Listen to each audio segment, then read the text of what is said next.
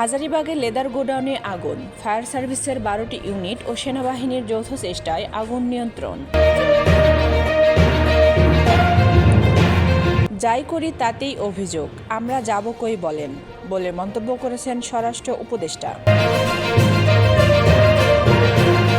পলাতক আওয়ামী নেতারা দেশে ফিরলে কাশিমপুর কারাগারে থাকার ভালো ব্যবস্থা করা হবে বলে মন্তব্য করেছেন জামাতে আমির।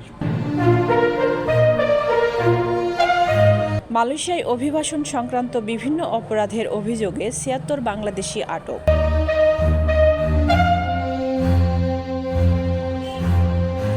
অতীতে সংবাদ মাধ্যমের স্বাধীনতা ক্ষুণ্ণ করায় গোয়েন্দা সংস্থার বড় ভূমিকা ছিল বলে মন্তব্য করেছেন প্রধান উপদেষ্টার প্রেস সচিব। কিছু রাজনৈতিক দলের নেতাকর্মীদের আচরণ ফ্যাসিবাদীদের মতো হয়ে উঠেছে বলে মন্তব্য করেছেন নুরুল হক নূর। বিচার বিভাগ পরাধীন থাকলে কল্যাণকর রাষ্ট্র সম্ভব নয় বলে মন্তব্য করেছেন মুফতি ফয়জুল করিম।